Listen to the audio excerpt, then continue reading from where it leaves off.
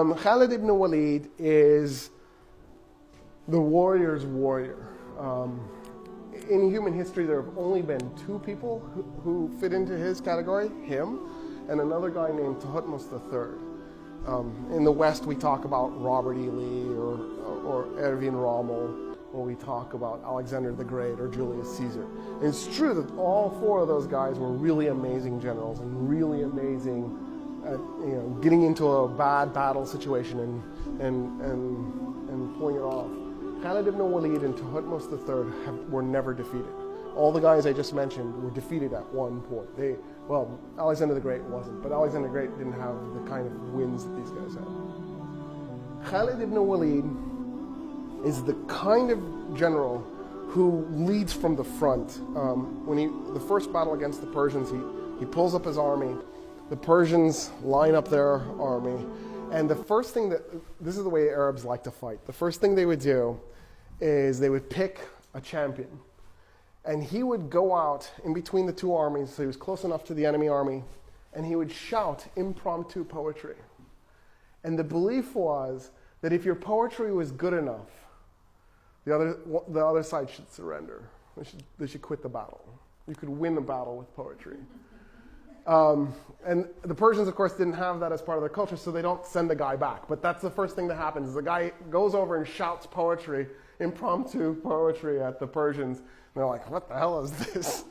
Let's just get this fight on the way going. But what the Persians did have was a similar tradition the Arabs did, having a champion go fight.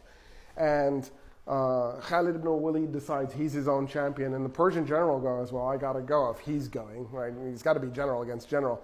And so the two men meet in the middle of the battlefield, and they fight.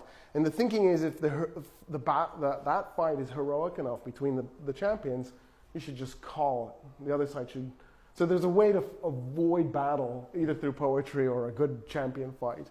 And when Khalid kills the Persian general, they go ahead and have the battle anyway, and the Persians are wiped out.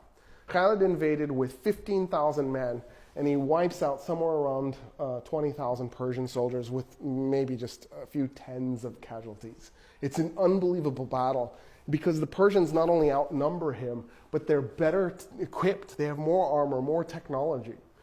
He goes and fights another battle. Same kind of odds, 15,000 to 20,000, beats the Persians again. Goes and fights another battle. And he keeps doing this, and he keeps beating them time after time. The Persian Empire can't figure out what's going on. In one battle, the Persians decide they're going to set up an ambush for him. They actually buried men in the desert where they knew the battle was going to take place. They buried men in the desert, and they just laid still.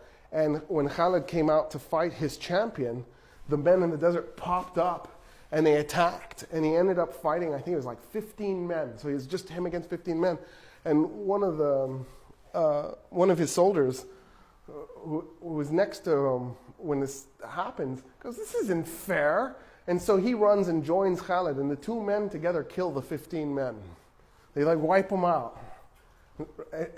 The whole rest of the Arab army is like, okay, now it's fair. I don't know why didn't 13 men go join them? But anyway, they don't, and Khalid prevails.